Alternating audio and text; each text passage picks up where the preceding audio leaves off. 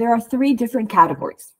You can have an O-1A visa, which is sustained national or international acclaim for individuals in the fields of science, education, business, or athletics. Then there's O-1B.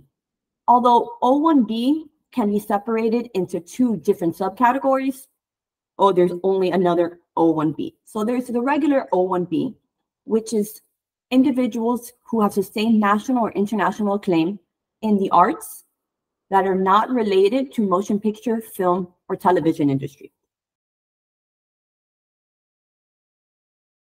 O-1B, which is the extraordinary abilities in motion pictures and television. Now, the O-1B is a bit distinct from the other two, O-1A in sciences, education, business, or athletics, and the regular O-1B in arts. It has a different standard that needs to be proven. Now, for the O-1A in science, education, business, or athletics, and O-1B in the regular arts, it only needs to be proven that the individual has sustained national or international acclaim. The O-1B MPTV, motion pictures and television, for that one, it does require a higher standard in that you need to be able to prove a history of extraordinary achievement in the motion pictures and television industry rather than just mere distinction. Now, for the O-1B visa, this O-1B visa is a temporary visa designated for individuals who have achieved remarkable success in motion pictures or the television industry. This is why it's a separate category than the regular O-1B in the arts, because there is a regulatory carved out exception for the motion picture and television industry. Now, there's certain caveats with this type of visa. Now, this visa cannot be self-sponsored, and it is not a freelance visa. So just the same with other O-1 visas, there needs to be a U.S. petitioner. Now, this U.S. petitioner may be an employer, or it could be an agent. And an agent, there's many categories for what can be considered an agent. An agent can be the actual employer of the beneficiary. It can be a representative of both the employer and the beneficiary, or a person or entity authorized by the employer to act or be in the place of the employer. So what that can be seen as many times, there will be a beneficiary on the O-1 MPTV and they have an agent. They have a booking agent, they have a licensing agent, they have a PR agent. That agent is not the actual employer. So that agent will line up employment opportunities for the beneficiary, for the star, and they are serving to represent just the beneficiary. So some kind of third-party entity that is in charge of setting up representations, obtaining jobs for the beneficiary, that is considered an agent. And that can be used with O-1 MPTV because it is a typical standard in the industry to have that kind of representative. Now, for the O-1B MPTV, this visa is also specific to actual work that's lined up. So this cannot be used for, let's say, an actor that wants to enter the United States to find work, or a screenwriter that has a script, but they want to bring it to publishers and bring it to different producers to see who's going to take the film. That cannot be used for this type of visa. There needs to be actual work already lined up for the beneficiary. And in part with that, when they file these petitions, to be able to establish that there is work lined up, you do also have to include an itinerary of what the intended work will be throughout the life of the visa. It needs to be quite specific. It needs to state if there's any productions that they're going to be doing, if there's projects they're going to be working on, if they're going to be starring in any movies, if they're going to be filming anything. You need to have the details on there on when the start date will be, how long it will take to accomplish these productions or these different work you're going to be doing, where it's going to be located. So all that needs to be included in these submissions, which is why you need to have work lined up, and that's how it's proven through the itineraries. And the last differentiating requirement is you need to have a consultation. Now, a consultation it has to be in the form of either an advisory opinion letter or a peer letter, but it needs to come from two sources. One, from the union that represents the beneficiary's occupational group, and then a second one from a management organization from the beneficiary's field. Now, you can find a list of the union groups and of the management organizations on the USCIS website. They have very strict parameters on what unions, what guilds, what organizations, what labor organizations represent different industries. So we talk about all of this, but who is eligible? So to be eligible for an O-1B MPTV, this individual needs to demonstrate they have extraordinary ability in the motion picture and television industry. Normal occupations that normally tend to take these types of visas are actors, directors who work in the motion picture and television industry or in live theater, producers, screenwriters, cinematographers, set designers, composers in motion pictures and television. Those are the common kinds of occupations that normally tend to file under these categories.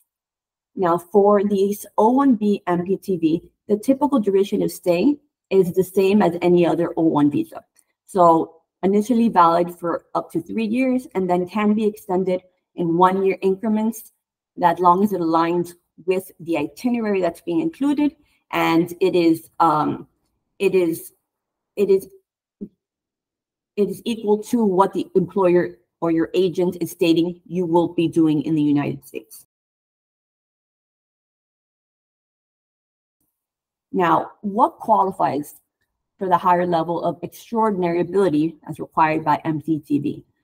The individual must be able to demonstrate extraordinary ability or achievement, either sustained national or international acclaim, and that you are coming to the United States to continue working in that area where you've achieved the claim. These accomplishments and recognition need to prove that you have risen above others in your field, that you are recognized by your peers as a notable person or a leader in the motion picture or television industry, and not only that you have been recognized, but you maintain that stature of international acclaim. And this can be proven through a two-part analysis. Either you demonstrate that you have received or been nominated for a significant national or international award in the field. These include things like an Academy Award, an Emmy, a Grammy, or a Directors Guild Award. If you have been recipients or nominated for one of these high-level awards, you may be eligible for the O-1B MPTV without anything further. But because there is not such an abundance of individuals who have received these types of awards, there is a second way that you can prove O-1B MPTV eligibility, and that is by meeting a minimum of 3 of the 6 laid out criteria by regulations. So the 6 possible criteria that you can meet would be you have performed and will perform services as a lead or starring participant in productions or events which have distinguished reputation, and it needs to be evidenced by critical reviews, advertisements, public releases, publications, contracts, or endorsements. That's the first. You also can achieve national or international recognition for achievements as shown by critical reviews or other published materials about you in major newspapers, trade journals, magazines, or other publications. That's the second. The third you could possibly prove is performed and will perform in a lead, starring, or critical role for organizations and establishments that have distinguished reputations as evidenced by articles, newspapers, trade journals, publications, or testimonials from individuals in the industry who are recognized for their expertise. The fourth is a record of major commercial or critically acclaimed success, as shown by indicators as title, rating, standing in the field, box office receipts, motion picture or television ratings, or other occupational achievement reports in trade journals, major newspapers, or other publications. With this category, as the times are changing, things like box office receipts, numbers of people who have attended, movie premieres, those are starting to become a little bit more antiquated. And with the change in our multimedia and the way that individuals are streaming movies, releasing, doing public releases on television platforms, you can also use things like ratings from Netflix ratings received for a show, how many people subscribed to the movie, things like that under that category. The fifth potential category is received significant recognition for achievement from organizations, critics, government agencies, or other recognized experts in the field in which you are engaged, with the testimonials clearly indicating the author's expertise, knowledge, and the beneficiary's achievements. These are normally recommendation letters, testimony letters from people who are recognized experts in your field. With these letters, in order to be able to have USCIS believe the information presented, these letters also need to come with biographies, CVs, resumes, some kind of credentials for each person writing each letter, to be able to demonstrate not only that the letter is singing your praises, the letters are expressing the acclaim that you've achieved, but also that these letters are coming from recognized experts in your field. And the last potential category that you can prove would be high salary or other substantial remuneration for services in relation to others in the field, as shown by contract or other reliable evidence. For high salary or other remuneration, because of the field that it's in, they're not looking for normal pay stubs, W-2s, because it is common that in the industry, that is not how these people are paid. If you have jobs that you've worked for and they've given you the W-2s, the pay stubs, that's fine. But normally you can also use things like contracts received for services, payments you've been dispersed, any kind of royalties that have been received.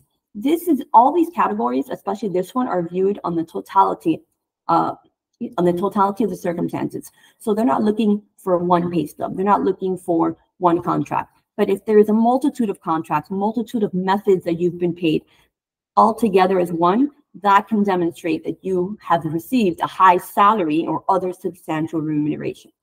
So these are the 6 possible categories.